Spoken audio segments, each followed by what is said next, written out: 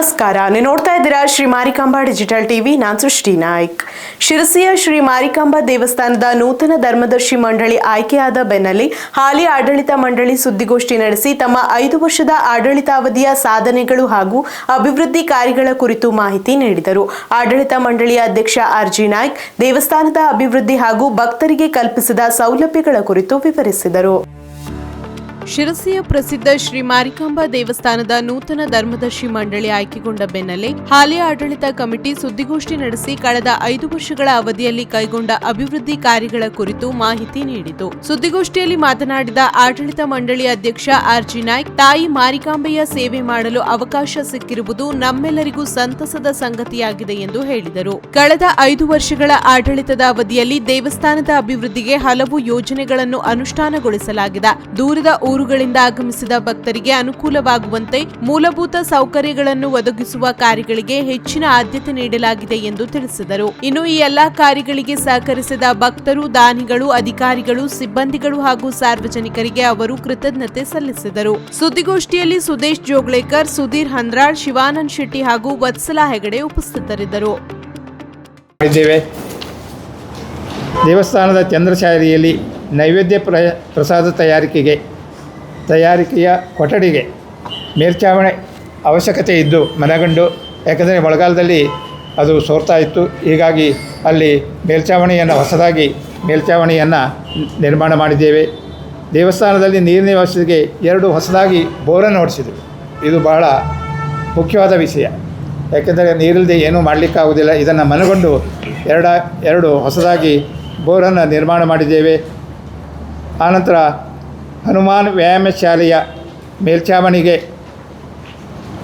ಟಾಟಾ ಕಂಪನಿಯ ಸೀಟನ್ನು ಅಳವಡಿಸಿದ್ವಿ. ಅದು ಸಹ ಲೀಕೇಜ್ ಆಗ್ತಾಯಿತ್ತು. ಮಳೆಗಾಲದಲ್ಲಿ ವಿದ್ಯಾರ್ಥಿಗಳಿಗೆ ಭಾಳ ತೊಂದರೆ ಆಗ್ತಿತ್ತು. ಇದನ್ನು ಮನಗೊಂಡು ಅದನ್ನು ನಾವು ಅಲ್ಲಿ ಮೇಲ್ಛಾವಣಿಯನ್ನು ನಿರ್ಮಾಣ ಮಾಡಿದ್ದೇವೆ. ಹಾಗೂ ಸಭಾಭವನದ ಕೆಳಗಡೆ ಸಾದಾ ನೆಲವಿತ್ತು. ಇದನ್ನು ಮನಗೊಂಡು ಅಲ್ಲಿ ಗ್ರಾನೈಟನ್ನು ಅಳವಡಿಸಿದ್ದೇವೆ. ದೇವಾಲಯದ ಪ್ರವೇಶದ್ವಾರದಲ್ಲಿ ಇದು ಬಹಳ ಒಂದು ಮುಖ್ಯವಾದ ವಿಷಯ. ದೇವಸ್ಥಾನದ ಪ್ರವೇಶದ್ವಾರದಲ್ಲಿ ರಸ್ತೆಯು ಬಹಳ ಕಿರಿದಾಗಿದ್ದು, ಯಾಕೆಂದರೆ ಭಕ್ತರಿಗೆ ಭಾಳ ತೊಂದರೆ ಆಗ್ತಿತ್ತು. ಸಣ್ಣ ಮಕ್ಕಳು ಬಂದ್ಕೊಳ್ಳೆ ದೇವಸ್ಥಾನದಿಂದ ದರ್ಶನ ಪಡೆದು ಹೊರಗೆ ಬಂದ್ಕೊಳ್ಳೆಯ ರಸ್ತೆಗೆ ಬರ್ತಿದ್ದರು. ಏನಾದರೂ ಅನಾಹುತವಾಗುವ ಸಂಭವ ಇರ್ತಿತ್ತು. ಇದನ್ನು ಮಾತ್ರ ನಾವು ಧೈರ್ಯ ಮಾಡಿ ಅಂತ ಹೇಳ್ಬೋದು. ಧೈರ್ಯ ಮಾಡಿ ಈ ಕೆಲಸವನ್ನು ನಾವು ಕೈಗೊಂಡಿದ್ದೇವೆ. ಈಗಾಗಲೇ ರಸ್ತೆ ಅಗಲೀಕರಣವಾಗಿದೆ. ಹಾಗೂ ರಸ್ತೆಯ ಅಗಲೀಕರಣವಾದ ನಂತರ ಒಳಗಡೆ ರಿನೋವೇಷನ್ ಮಾಡ್ತಾ ಇದ್ದೇವೆ. ಮತ್ತು ಇನ್ನೊಂದು ಪ್ರಮುಖ ವಿಷಯವಾದರೆ ಭೂತರಾಜ ಒಳಗಿನ ಕಟ್ಟಡ ಸ್ವಲ್ಪ ಸ್ವಲ್ಪ ಸೀಳು ಬಂದದ್ರಿಂದ ಅದನ್ನು ಸಂಪೂರ್ಣವಾಗಿ ಕೆಡವಿ ಈಗ ಹೊಸದಾಗಿ ಅಲ್ಲಿ ಕಟ್ಟಡವನ್ನು ನಿರ್ಮಾಣ ಮಾಡಿ ಹೊಸದಾಗಿ ಭೂತರಾಜನ ಪ್ರತಿಷ್ಠೆಯನ್ನು ಮಾಡ್ತಾಯಿದ್ದೇವೆ. ಈ ಕಾರ್ಯಕ್ರಮ 17 ಮತ್ತು 18ಕ್ಕೆ ಇಟ್ಕೊಂಡಿದ್ದೇವೆ. ಈ ಸಂದರ್ಭದಲ್ಲಿ ನಾನು ಆ ಕಾರ್ಯಕ್ರಮಕ್ಕೆ ತಮ್ಮೆಲ್ಲರನ್ನು ಆಹ್ವಾನಿಸ್ತಾ ಇದ್ದೇನೆ. ಪ್ರವೇಶದ್ವಾರದಲ್ಲಿ ಇದ್ದ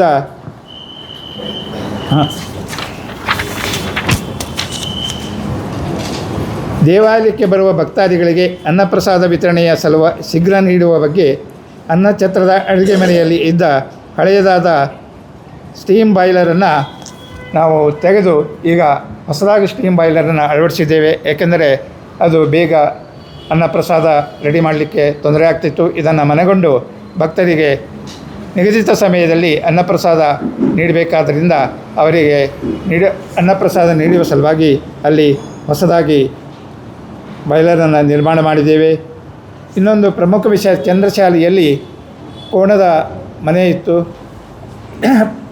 ಅದನ್ನು ನಿರ್ಮಾಣ ಮಾಡಿ ಚಂದ್ರಶಾಲೆ ವಿಶಾಲವಾಗಿರಬೇಕು, ಅಲ್ಲಿ ಏನೂ ಅಡೆತಡೆಯಾಗಬಾರದಂತ ಮನಗೊಂಡು, ಮತ್ತು ಕೋಣ ಬಾಳಿಗೆ ಅದಕ್ಕೆ ಭಾಳ ಚಿಕ್ಕದಾಗ್ತಿತ್ತು, ಮನೆ ಗಾಳಿ ಬರೋದಿಲ್ಲ ಆಗಿತ್ತು. ಇದನ್ನು ಮನಗಂಡು ಈಗ ಅನ್ನಪ್ರಸಾದ ಜನರು ನಿಲ್ಲುವ ಜಾಗೆಯಲ್ಲಿ ಅದನ್ನು ಹೊಸದಾಗಿ ನಾವು ಕೋಣನ ಮನೆಯನ್ನು ನಿರ್ಮಾಣ ಮಾಡ್ತಿದ್ದೇವೆ. ಅದು ಸಹ ಇನ್ನೊಂದು ವಾರದಲ್ಲಿ ಮುಗಿಯುವ ಹಂತದಲ್ಲಿದೆ.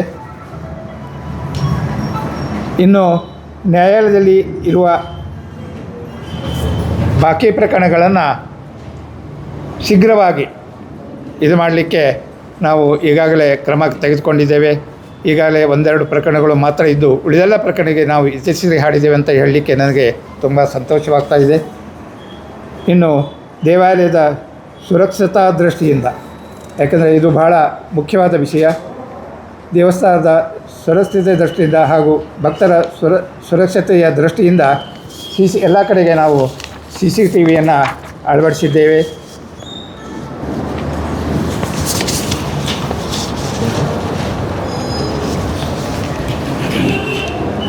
ಭಕ್ತರ ವಸತಿ ವ್ಯವಸ್ಥೆಗೆ ಯಾತ್ರಿ ನಿವಾಸ ಕಟ್ಟಡವನ್ನು ಅಲ್ಲಿ ನಾವು ಕೆಲವೊಂದು ಕೆಲಸಗಳಿದ್ದವು. ಆ ಕೆಲಸವನ್ನು ಮಾಡಿ ಭಾಳ ವರ್ಷಗಳಿಂದ ಅದು ಹಾಗೆ ಬಿದ್ದುಕೊಂಡಿತ್ತು. ಈಗ ನಾವು ಅದನ್ನು ಸುಪರ್ದಿಗೆ ತೆಗೆದುಕೊಂಡು ಕಳೆದ 2 ವರ್ಷದಿಂದ ಅದನ್ನು ನಿರ್ವಹಣೆ ಮಾಡ್ತಾ ಇದ್ದೇವೆ. ಅಲ್ಲಿಯೂ ಸಹ ಬಿಸಿಲಿನ ವ್ಯವಸ್ಥೆಯನ್ನು ನಾವು ಸೋಲಾರ್ ಅಳವಡಿಸಿದ್ದೇವೆ. ಹೀಗಾಗಿ ಜನರಿಗೂ ಒಂದು ಅಲ್ಲಿ ಉಳಿಲಿಕ್ಕೆ ಅನುಕೂಲವನ್ನು ಮಾಡಿಕೊಟ್ಟಿದ್ದೇವೆ.